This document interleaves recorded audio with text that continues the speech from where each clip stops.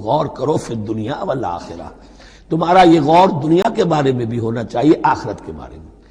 دنیا میں بھی اسلام رہبانیت نہیں سکھاتا، نہ کھاؤ نہ پیو، چلے کشی کرو، چلے جاؤ جنگلوں میں، نہیں۔ اسلام متمدن زندگی کی تعلیم دیتا ہے، گھر گھرستی ہے، شادی کرو، بیوی بچوں والے رہو، ان کے بھی حقوق کو ادا کرو، ان کا بھی پیٹ تمہیں پالنا ہے۔ تو تفکر فی الدنیا والآخرہ، آخرہ کے لیے، لیکن یہ کہ اس میں ریشیو پروپورشن رہنی چاہیے۔ دنیا کی کتنی قدر و قیمت ہے، آخرت کی کتنی قدر و قیمت ہے، اس کو جان لو۔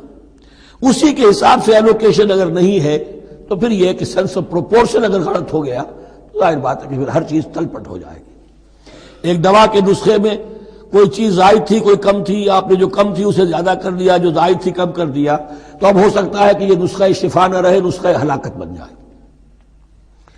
وَيَسْأَلُونَكَ عَنِ الْيَتَامَىٰ، اور یہ آپ سے پوچھ رہے یتیموں کے بارے میں، قُلْ إِصْلَاحٌ لَهُمْ خَيْرٌ، اے نبی ان سے کہہ دیجئے ان کے لیے ان کی مصلحت کو پیش نظر رکھنا یہ ہے کہ جو بہتر ہے، نیکی ہے، بھلائی ہے۔ اصل میں سورہ بنی اسرائیل کی آیت جو ہے وہ لوگوں کے سامنے تھی، وَلَا تَقْرَبُوا مَالَ الْيَتِيمِ إِلَّا بِالَّتِي هِيَ أَحْسَنُ، مال یتیم کے قریب تک نہ پھٹکو، یعنی گڑبڑ کر لو گے اپنے اموال میں، اس میں سے یہ کہ ہو سکتا ہے کہ تمہارا ان کا کوئی مال تمہارے پیٹ میں چلا جائے، ہانڈی مشترک ہے، اب اس میں ظاہر بات ہے یتیم نے بھی کھانا ہے، تم نے بھی کھانا ہے، اچھی اچھی بوٹیاں تم نے کھا لی ہیں اور یتیم کے لیے جو ہے خرچہ تو پورا ڈال دیا، لیکن یہ کہ اس کے لیے بیچارے کے لیے چھچڑے چھوڑ دیے۔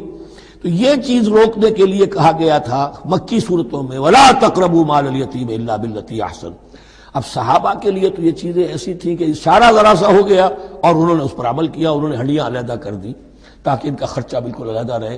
اب اس میں تکلیف ہو رہی تھی، ایک گھر کے اندر ہی ایک یتیم ہے، اس کا خرچہ اس کے مال میں سے نکالا جا رہا ہے۔